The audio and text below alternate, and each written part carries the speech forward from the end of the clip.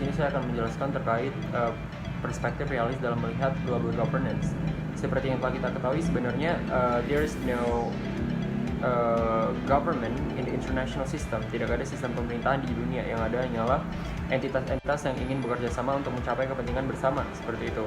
Nah, dalam hal ini, perspektif realis percaya bahwa the dominant actors in the international system is still state. Jadi mereka percaya bahwa aktor dominan di sistem internasional adalah negara, seperti itu.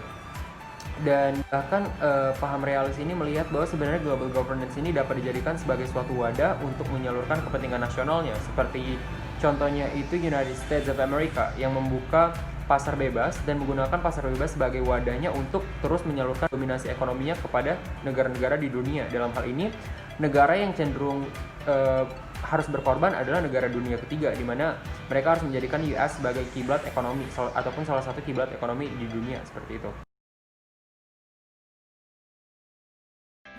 Asumsi dari realis itu sendiri yaitu terdapat satu kondisi yang menjelaskan bahwa kaum realis bersikap skeptis, yaitu menolak adanya tata kelola global, karena menganggap bahwa tata kelola global merupakan agenda dari pihak-pihak tertentu untuk mencapai suatu kepentingan di bidang perekonomian.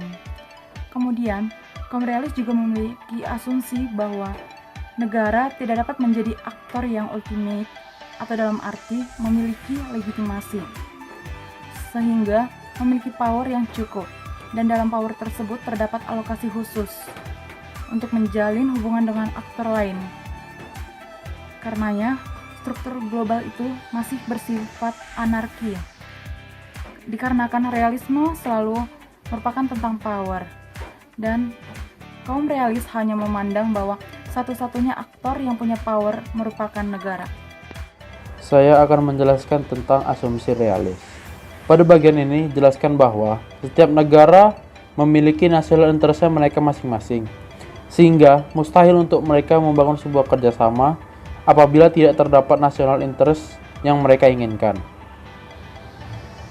Sehingga tidak banyak perubahan yang terjadi pada kerjasama karena national interest yang mereka inginkan tidak didapatkan. Baru berikutnya, setiap negara atau institusi yang ingin survive di dunia internasional harus memiliki power yang sangat memumpuni sehingga dapat bertahan. Karena adanya persaingan yang sangat berat dan juga perkembangan dari pertahanan dan kekuatan dari setiap negara terus berkembang sehingga dapat mengakibatkan terjadi perubahan tata kelola global antara negara-negara tersebut.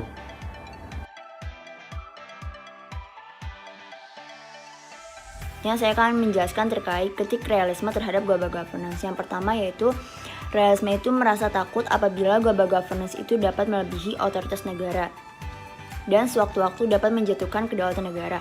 Sehingga dalam hal tersebut, global governance itu dipandang oleh realisme dapat merugikan politik luar negeri di dalam suatu negara. Yang kedua yaitu realisme juga melihat akan adanya ketidakefektifan global governance. Karena semakin banyak yang berpartisipasi, maka fokus partisipasinya pun atau aktornya tuh semakin tidak jelas. Sehingga peran dari aktornya juga cenderung abstrak. Kemudian global governance itu dipandang oleh realisme itu utopia karena dia ada tetapi tidak ada. Jadi seperti hal yang semu gitu. Jadi satu-satunya yang bisa membuktikan adanya lahirnya global governance itu terkait dengan NGO dan lembaga-lembaga lainnya. Jadi singkatnya itu esensi terkait global governance itu dipandang oleh realisme itu benar-benar tidak ada. Jadi seperti hal yang semu.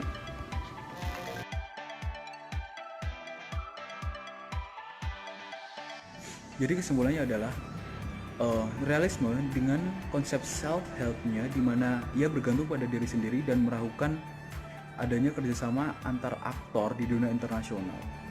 Ini dimungkinkan karena realisme sendiri percaya bahwa aktor tertinggi di dunia internasional adalah negara.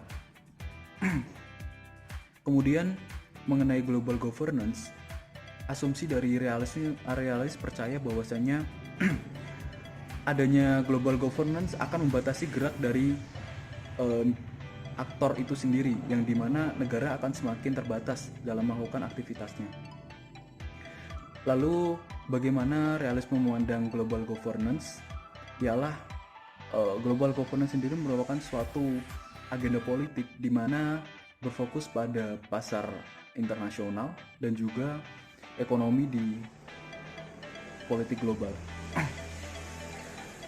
Kemudian realisme sendiri juga memberikan kritik terhadap global governance, di mana mengatakan bahwa global governance merupakan utopia atau hal yang semu, dikarenakan kerjasama dari para aktor sendiri merupakan hal yang sulit untuk diwujudkan, atau mereka satu sama lain saling memiliki agenda, sehingga sangat kecil kemungkinan mereka akan saling bekerja sama satu sama lain.